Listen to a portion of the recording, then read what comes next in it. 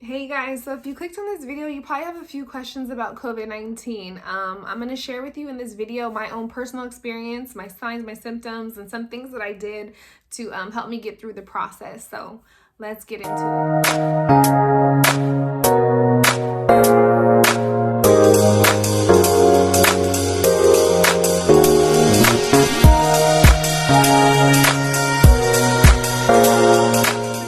Disclaimer, this video is just sharing my personal experience, you guys. This is not supposed to take any precedence over any medical advice you may have received. So if you feel as if you're having a medical emergency right now, please go seek help, call 911, go see your local hospital, okay? So I'm just gonna get straight into it, you guys. I know you guys wanna know about the important stuff, so let's just get started. So I had COVID earlier this year, and how did I know I had it? I actually didn't know I had it. I had an appointment to see my doctor on something totally unrelated, and he said, in order for you to come see me, you need to go take a COVID test. So I'm like, okay, sure, like I'll go take a COVID test, I'm fine. So I took a COVID test, I think it was that Wednesday, and so Friday they called me and they're like, you tested positive, and I'm like, what? And so I told my husband, okay, I tested positive. And so we're just like, okay, like, what does that mean? Are you an asymptomatic person or not?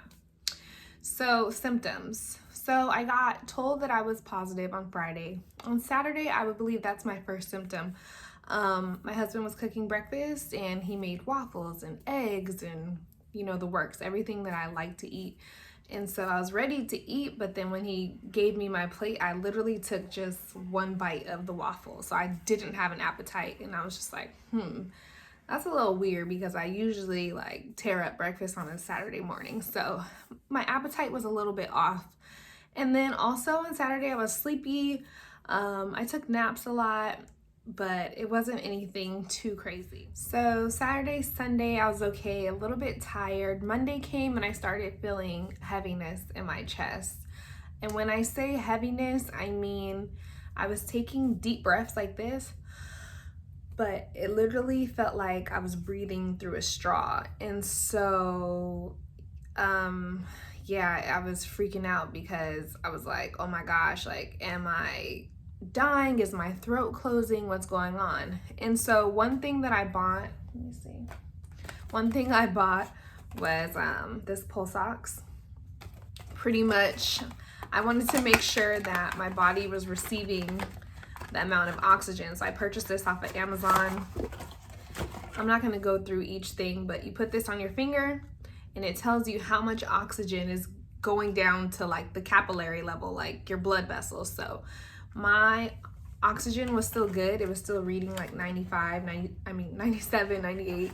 And so I was good. But my throat still felt like that. So my throat also felt like it was burning. I didn't have a cough, but I felt like from my heart and my chest pain, it like went all the way up to my head and to my ears. So that was probably on Monday and Tuesday. I didn't sleep because I was afraid to go to sleep. I literally felt like I could die in my sleep. I wasn't getting good. I felt like I wasn't getting good breath. So besides the pulse ox thing, another thing I slept with was, I Googled this, was like a humidifier.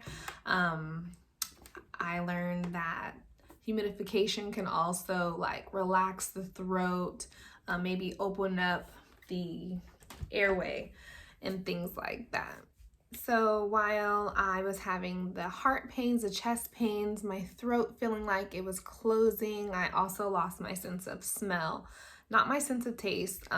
So I couldn't smell anything, and I knew that because I opened up some vinegar, some apple cider vinegar. I tried to smell it. I didn't smell anything. Then I opened up a nail polish remover and I tried to smell that. So, okay, my smell was gone. So by Tuesday, I was having chest pains, shortness of breath, but I was still having good oxygen because of the pulse ox. So I didn't go to the hospital.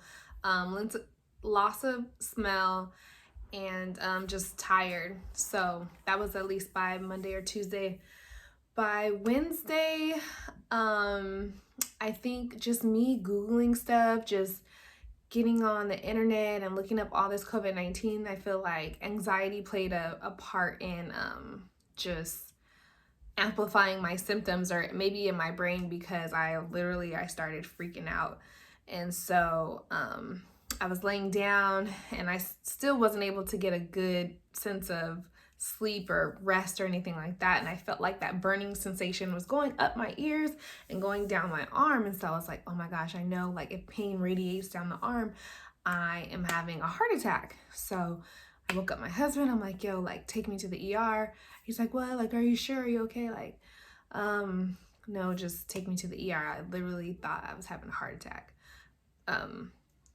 So they took me to the ER, they checked all my vitals, they put me on the EKG machine, and everything was okay, it was good. So stayed there for a couple hours and they sent me home. So some things that I started to take initially, I've already been a healthy person. I'm not the healthiest, but you know, I work out at least 4 to 5 times a week. I take vitamins. So this was really shocking and really scary to me. But some things that I took, let's see. Guys, we had a whole basket here, okay? So I had like some throat spray.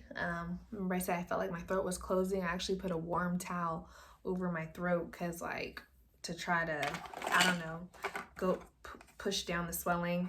I had some NyQuil Severe, some Tylenol because my body was a little achy. It wasn't as bad as what I've heard other people say, but I think the Tylenol actually just helped with the fever and the body aches.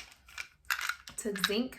Definitely vitamins are important. I took zinc, vitamin D3, vitamin C. I've also heard from my other a nursing friend that says the Emergen C packs, Emergen C, vitamin C packs, something that you mix into the drink, is really good. And all those things boost your immune system.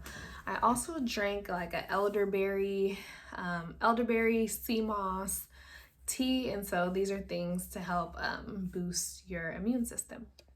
Another device that I used, and this was just my own personal preference, was this incentive spirometer. I was taught in school that people get these after surgery to, like, you know, expand their lungs and make sure that their lungs don't collapse. And I know that in COVID-19, a lot of people get sick, they get pneumonia, and their lungs collapse, and you know, that's how they die. They get sepsis, they get ARDS, acute respiratory distress syndrome. So I didn't want to do that. I wanted to get something to, like, exercise my lungs while I had it, just to make sure, like, I was getting complete breaths all the way down to where air exchange goes. So usually when people are sick, your breaths are a little bit shallow. So maybe you're taking shallow breaths, but it's not getting down to those alveoli sacs that need the oxygen exchange to happen. So I wanted to make sure that I was taking in good deep breaths, and this machine helps you do that. You just kind of breathe in, hold it for like 3 to 5 seconds, and breathe out. So I did that 10 times every hour. Yeah, I wasn't playing around, you guys. It's definitely scary. And so I was trying to do anything and everything to not, you know, be on a ventilator, not be one of those people that are in the hospital for 3 to 6 months. And so those are some of the things that I did. So now that I have got past COVID, tested negative for COVID, what are my lasting effects? Actually, COVID messed me up.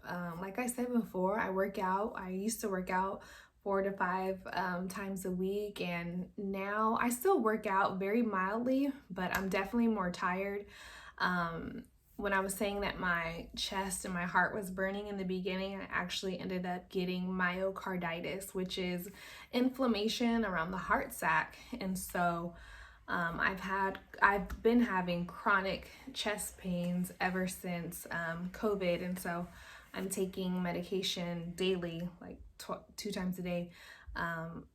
It's been at least for the last 6 months now. So it definitely has lasting effects. I'm not sure if years down the line what other things can occur from it, But I just wanted to make this video for anyone who had any questions about it. I know a lot of people have had it, but it's kind of like taboo. Like, you guys don't talk about it, and so you might not think it's not real or it's not going on. Like, no, people have had it. People have had it.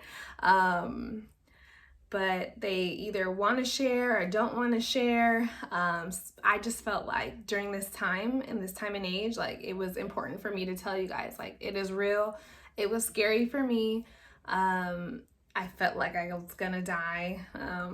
And so if you have any questions or any comments, just let me know. I didn't want to make this video too long because I know our attention span's a little bit short, but thank you. See ya.